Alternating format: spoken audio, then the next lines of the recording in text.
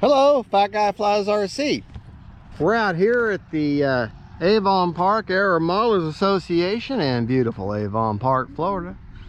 And coming down the runway, I just did my range test, is the Hobby King or Durafly Tundra. And this is the red, white, and blue version, obviously. Now, I have a viewer named Mr. Wesley Glover, and real quick, motor off. He was asking me, how did I have reverse set up? He couldn't figure it out. Well, here we go. There's reverse. Okay. Brakes off. All right. Now, there I'm showing you there that it works, right? Okay, now, let me show you something. Motor on. Motor off. Okay, I'm going to take the plane. And I want to show you something. If you look inside your hatch, now I can't show you on the transmitter because it's way up in there, but on your ESC, you will notice a black and yellow or brown and yellow wire, two-part wire. That is what controls your reverse function. What you need to do is go into, when you set it up, take that black and yellow wire, that extra wire that's off your ESC, plug that into, I prefer, into your gear channel, and that would be your A switch, a 2-position switch on your transmitter, and assign that to that channel. So braking. I got braking, so you can see. Motor on. Okay, it goes backwards. Brakes off. Brakes off. And that's just the voice prompt that I picked, but I assigned it to the A switch. And you go into your system setup, your channel assign, you go down to gear, make sure your gear is on gear, and then you go into channel configure and you switch that to A, or make sure it's on A if it's not already. And then up or down is on or off. So that's braking on or braking off, and that's what you do. That's how you do it. It's that simple. Well, there you go. Let's take her up. Right aileron, left aileron, up elevator, down elevator, right rudder, left rudder. And it's just a warm day here in late July or middle of July here in Florida.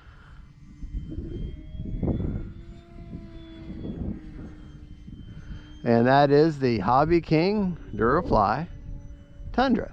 Now, the Durafly is their brand name, Hobby King is the company. Durafly is one of their in-house brands that they use. They also have the Hobby King brand. And so you can't, I don't believe you can buy Durafly anywhere else but from Hobby King. Because like I said, I think that's their brand. Just like Avios is their brand. Some of their, what you consider their higher end planes are their Avios planes. But I'll be honest, now don't get mad at me all out there, but I've had a couple of Avios planes, Bushmills, and I had nothing but problems with them. But that's just me. That's just me. So far all the Durafly products that I've had absolutely no issue at all with them. So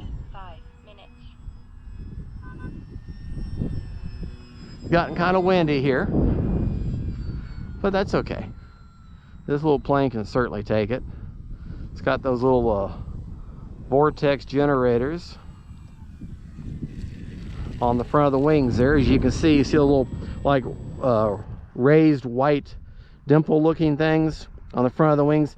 Now when you get this model, you'll have to glue each one of those on, motor off, individually. And it's important that you see the way they're glued in is they're angled in. You'll see how they're angled in. I don't know if you can, hope you can see it on camera there, but they are angled in, and that's the way they want to go. And what that does is as that wind goes over the top of that wing, it disrupts that flow, causing that wing to be a little more locked in, a little more solid in the air. And the purpose of that is to give you a little more control at slower speeds. That is to give you a little more, like I said, a little more stability when you're flying slow. So that is the purpose of the vortex generators, for slower speed control, stability. So at least that's what I've always been told, and that's what I've always been taught. Okay, now let's address another issue that I haven't been, I wouldn't say chastised or corrected on. It just, I've had some different opinions about how I feel, how I've been going on about landings, not using the ailerons when you make your final approach, when you're locked in and you're going to land. Maybe I should have specified more. What I really probably should have said is, like, right now I'm still going to use my ailerons, but when I'm almost, now like right now I'm pretty much just going to use elevator and rudder to land at the, you know, the last few feet. That's probably what I should have said at pre-touchdown, because one of my viewers came up with an excellent point. He said his field, when you're on your final approach, he has like a whole bank or a circle of trees and forest, and the wind that comes off of those trees create a lot of lower level turbulence. So he says you have to use your ailerons on landing, because otherwise you'll as long as you don't overcorrect. And I agree to a certain extent. Yeah, you do need to use your aileron, don't overcorrect. But I still say at the very last, you know, your last few feet, you know, when you're like 2 or 3 feet off the ground, you're in that final approach there, at the last leg of that final approach, at that point you need to revert to just your elevator and your rudder. Now if you've got turbulence on the ground that's that bad, you know, maybe you shouldn't be flying. You know, if it's that bad, 2 or 3 feet off the ground, then and you're still having to correct with your ailerons, maybe you should land get your plane down the best you can and wait till the wind to calm down. But I know sometimes that's not an option. Sometimes, you know, you're flying and that's the only time you got to fly, and you know, sometimes that's just the way it is, you know. And I know in some of my videos it may seem like I'm talking out 2 sides of my mouth, saying, well, you know, you shouldn't fly for the sake of flying, you know, you should, you know, you do what you have to do. I mean, let's just face it, you do what you have to do. And if you need to use your ailerons at the very end to land, well, okay, just be very, very careful.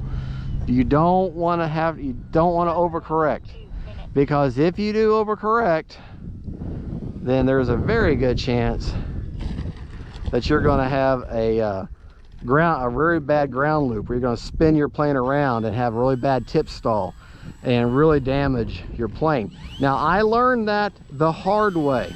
Not only was I taught by a very experienced modeler and flyer that I was doing it wrong by correcting it at the last minute with my ailerons, but I also nearly wrecked my J65 business jet, because I'm trying to correct my direction on landing with my ailerons like a bank and yank plane, when I should just be using my rudder and my elevator there at the last. And I've just about I fixed them, but I've almost destroyed that very expensive landing gear on that jet. And so, you know, a new set of gear for that thing's like $150. So definitely don't want to have to keep doing that. Anyways, so that's just my little correction on you know, maybe I should have said more when you're committed at the very last, you know, last 4 or 5 feet off the ground, then revert to only elevator and rudder for correction.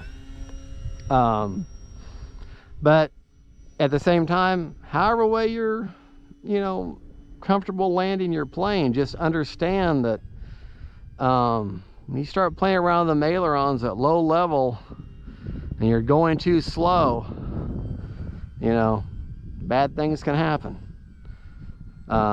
Because it's still the same old fact that you don't use your ailerons to take off.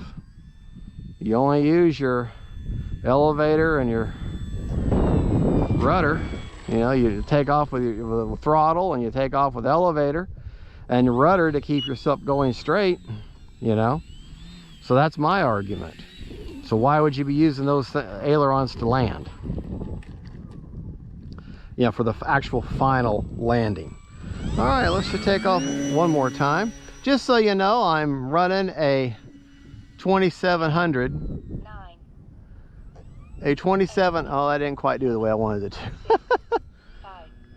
I'm running a 2700 3S. 1. Time expired. And I need to land because my time's expired now. I'm busy running my gator. See, I'm not using my... Man, the wind. This plane doesn't have any kind of motor, any kind of stabilization or anything. It's just got an AR-620 in it. That's all I got. And let me say it again for Mr. Glover. That extra wire that comes off your ESC, that I believe it's yellow and brown, plug that into your gear channel and put it on channel A, assign it to channel A, braking off, braking on, and that's your reverse function. All right, folks, y'all have a good, and don't forget to like and subscribe. That is the Hobby King Durafly Tundra. Great plane. I love it. It's a blast to fly. Just a good stable plane, good stable trainer, just an all-around fun plane. All right, folks, y'all have a good, and don't forget, faith, family, and friends, and them planes. Bye, y'all.